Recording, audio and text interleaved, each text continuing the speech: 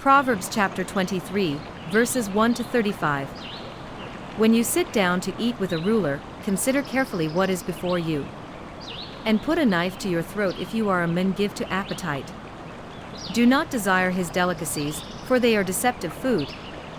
Do not overwork to be rich, because of your own understanding, cease.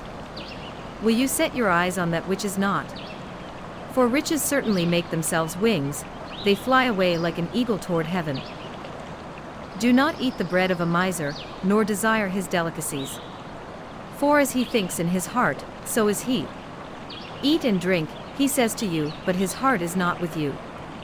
The morsel you have eaten, you will vomit up, and waste your pleasant words.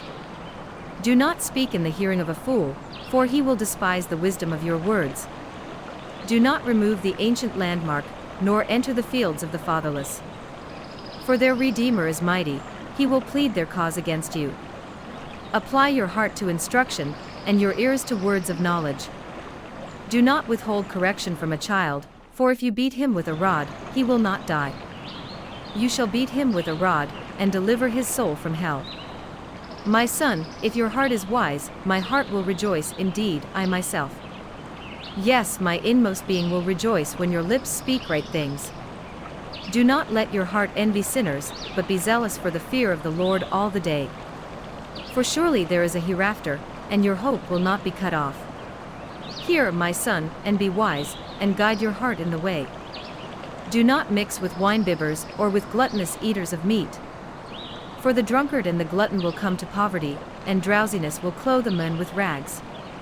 Listen to your father who begot you, and do not despise your mother when she is old. Buy the truth, and do not sell it, also wisdom and instruction and understanding. The father of the righteous will greatly rejoice, and he who begets a wise child will delight in him. Let your father and your mother be glad, and let her who bore you rejoice. My son, give me your heart, and let your eyes observe my ways. For a harlot is a deep pit, and a seductress is a narrow well. She also lies in wait as for a victim, and increases the unfaithful among men. Who has woe? Who has sorrow? Who has contentions? Who has complaints? Who has wounds without cause? Who has redness of eyes? Those who linger long at the wine, those who go in search of mixed wine. Do not look on the wine when it is red, when it sparkles in the cup, when it swirls around smoothly. At the last it bites like a serpent, and stings like a viper. Your eyes will see strange things, and your heart will utter perverse things.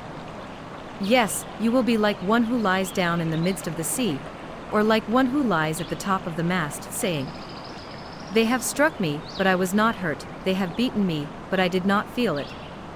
When shall I awake, that I may seek another drink?